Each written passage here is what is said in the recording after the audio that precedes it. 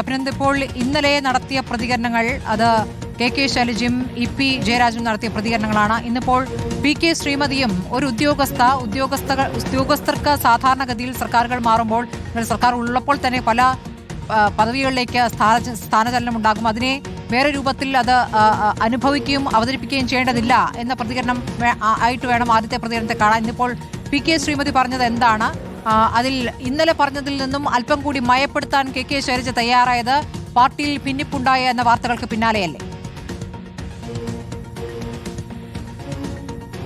സ്മൃതി, പാർട്ടിയിൽ ഭിന്നാഭിപ്രായങ്ങൾ ഇല്ലെന്ന് ആവർത്തിച്ച് വ്യക്തമാക്കുമ്പോഴും ദിവ്യ എസ് അയ്യരെ വിഴിഞ്ഞം പോർട്ട് MD സ്ഥാനത്ത് നിന്ന് മാറ്റിയതിൽ ഭിന്നാഭിപ്രായമുണ്ട് എന്ന് വ്യക്തമാക്കുന്ന പ്രതികരണങ്ങളാണ് ഇപ്പോൾ നേതാക്കളുടെ ഭാഗത്തു നിന്നും ഉയർന്നു വരുന്നത്. ഇന്നലെ കെ ശൈലജ നടത്തിയ പ്രതികരണം ഇങ്ങനെയായിരുന്നു: വിഴിഞ്ഞം വിവാദം അത് വലിയ രീതിയിൽ ചർച്ചയാക്കേണ്ട ആവശ്യമില്ല. പോർട്ട് MD സ്ഥാനത്ത് നിന്ന് ദിവ്യ എസ് അയ്യരെ മാറ്റിയത് സ്വാഭാവിക നടപടിയാണ്. സർക്കാർ മാറി വരുമ്പോൾ അതുമായിട്ട് ബന്ധപ്പെട്ട് ചില ഉദ്യോഗസ്ഥരെ അങ്ങോട്ടും ഇങ്ങോട്ടും മാറ്റുന്നതിൽ എന്ത് തെറ്റ് എന്നായിരുന്നു കെ ശൈലജ ചോദിച്ചത്. ഇന്നിപ്പോൾ 12 മണിക്കൂറിനിപ്പുറം കെ ശൈലജ നിലപാട് മയപ്പെടുത്തിയിരിക്കുകയാണ്. വ്യത്യസ്തമായ നിലപാട് സ്വീകരിച്ചു എന്ന വാർത്തകൾ ചില മാധ്യമങ്ങൾ നൽകി. താൻ അത്തരമൊന്നും പറയാൻ ഉദ്ദേശിച്ചിരുന്നില്ല.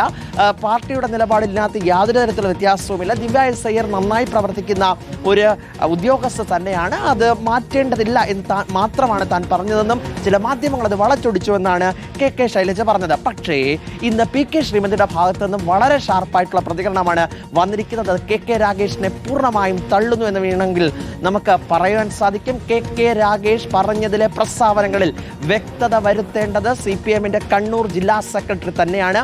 ആവിലും ദുനിയാവിലുമായി ഓരോ കാര്യങ്ങൾ പറഞ്ഞു പോകുന്ന സ്ഥിതി അതത്ര നല്ലതല്ല. കൃത്യമായി സുതാര്യമായി ജനങ്ങൾക്ക് മനസ്സിലാകുന്ന ഭാഷയിൽ പറയണമെന്നാണ് പി ശ്രീമതി ടീച്ചർ എന്തായാലും പറഞ്ഞിരിക്കുന്നത്. അതായത് കെ രാഗേഷ് ദിവ്യ എസ് അയ്യരെ മാറ്റിയതുമായിട്ട് ബന്ധപ്പെട്ട് ഉന്നയിച്ച ആരോപണങ്ങളിൽ എന്തെങ്കിലും തരത്തിലുള്ള ക്ലാരിറ്റി കുറവുണ്ടെങ്കിൽ അത് സ്പെസിഫിക്കായി വന്ന് തുറന്നു പറയാനുള്ള മനസ്സ് അത് കെ രാഗേഷ് കാണിക്കണമെന്നുള്ള താക്കീത് കൂടി യഥാർത്ഥത്തിൽ പി ശ്രീമതി നൽകിയിരിക്കുന്നതാണ് ഏറ്റവും പ്രധാനപ്പെട്ട കാര്യം.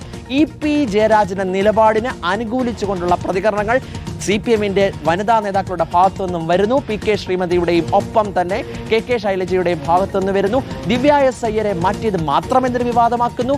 ഹെൽത്ത് ഡയറക്ടറെ മാറ്റിയില്ലേ? ഹെൽത്ത് ഡയറക്ടറെ മാറ്റിയതുമായിട്ട് ബന്ധപ്പെട്ട് എന്തുകൊണ്ട് പ്രതിപക്ഷം ആരോപണങ്ങൾ ഉന്നയിക്കുന്നില്ല എന്ന് പ്രതിപക്ഷം വെറുതെ അല്ല എന്ന് വേണം മനസ്സിലാക്കാൻ.